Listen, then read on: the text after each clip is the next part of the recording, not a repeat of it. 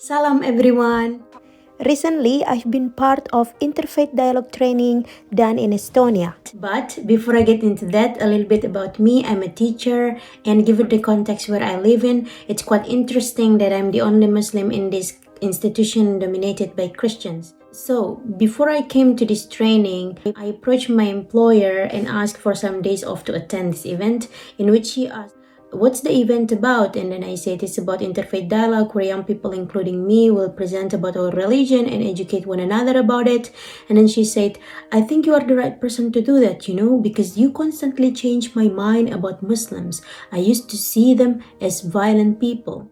I wasn't sure how to respond to that, but I ended up saying, "I believe it's from God." Me sharing this story is not for self-interest purposes, but rather to show how important religious literacy is. Therefore, in this video, I'd like to share my view on the significance and importance of interfaith activities in the contemporary world based on the Islamic perspective. This is by no means to diminish other religions, which certainly have given solace to so many people and helped them navigate the complexities of life through their teaching. In fact, the word da'wah in Islam, calling people to your religion, literally means an invitation. And an invitation is only real when it's open to rejection. That's why the Quran says, فَمَنْ شَاءَ فَلْيُؤْمِنْ وَمَنْ شَاءَ فَلْيَكْفُرْ. Let whoever wants to believe in it and let whoever wants to disbelieve in it. Although there is the consequence according to the Quran, but whether you want to believe it or not, it's up to you. Another verse says that وَلَوْ شَاءَ رَبُّكَ لَآمَنَ مَنْ فِي الْأَرْضِ كُلُّهُمْ جَمِيعًا أَفَأَنْتَ تُكْرِهُ النَّاسَ حَتَّى يَكُونُوا مُؤْمِنِينَ.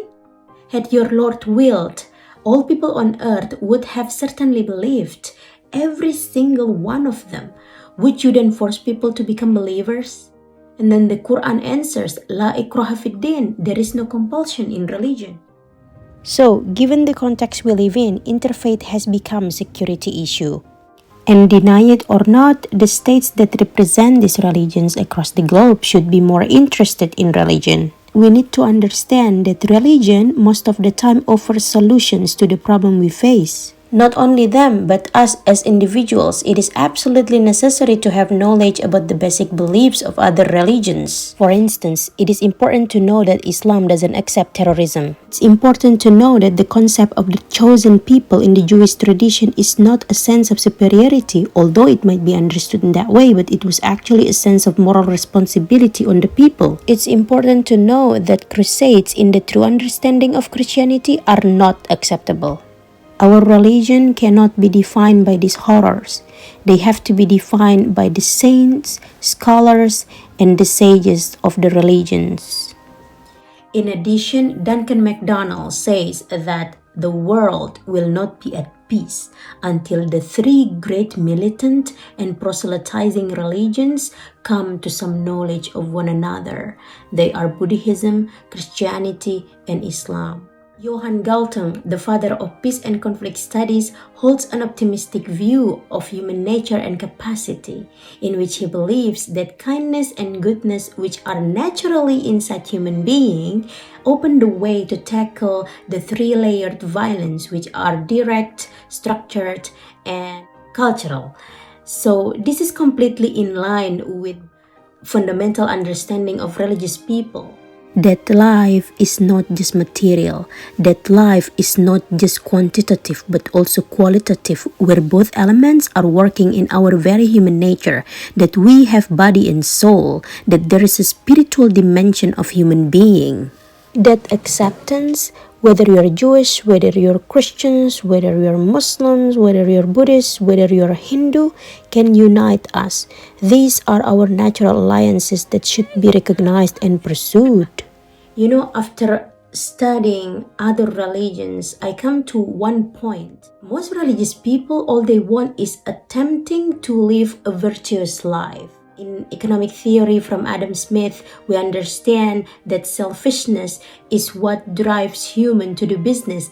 But this is not the case with religious people. Religious people, it's all about service. For example, in Hinduism, we have the concept of Bhakti Yoga. In Islam, we have the concept of innamal a'malu binniyat, and in Christianity, we have the concept of service for God. So it's all about service, and they make their occupation devotional. It reminds me of the quote from Helen Keller that the world is undeniably filled with suffering, but we should never forget that it is also filled with the overcoming of suffering. In other words, the world works because of cooperation. The Quran says that ta'awanu alal birri wat taqwa wa la ta'awanu alal ithmi wal udwan. Cooperate in righteousness and piety, and do not cooperate in sin and aggression. I was taught by my teacher that this verse was revealed about Muslims working with other people. It was not revealed about Muslims working with themselves. In my personal life, I've been greatly influenced and inspired by these profound verses to coexist and cultivate meaningful friendships with other people from different beliefs and backgrounds. This is quite reflected in my project called Heuristic. Although on a surface level, it's just a conversation among people from different countries and backgrounds, on a deeper level, it is to learn and build cultural understanding, because mutual respect starts from there. The Quran says that we have created you in diversity so you may get to know one another. The fact that we differ, these all are signs of God. I think it is also important to highlight that all religions make claims. We know that. But whether those claims are true or not, it shouldn't be the obstacle for us to cooperate. Instead of seeing it as an obstacle, it can actually be something that sparks insights for others to see and reflect their own traditions through the eye of other religions. I used to write this piece on what I have learned from these four religions, in which I reflected my own traditions. I pray we are not missing the point in all endeavors we have done to create peace on this earth. That the most fundamental of all should be deeply rooted in love, because love breeds peace. So may we see one another from the eyes of love, compassion, and understanding. May we bring peace within ourselves, our family, our community, and to the wider society. Finally, we should not only preach peace, but also we need to teach and practice peace in order to reach peace. I'm a peaceful Muslim, and I represent the majority of other peaceful Muslims out there. Thank you for watching. Salam.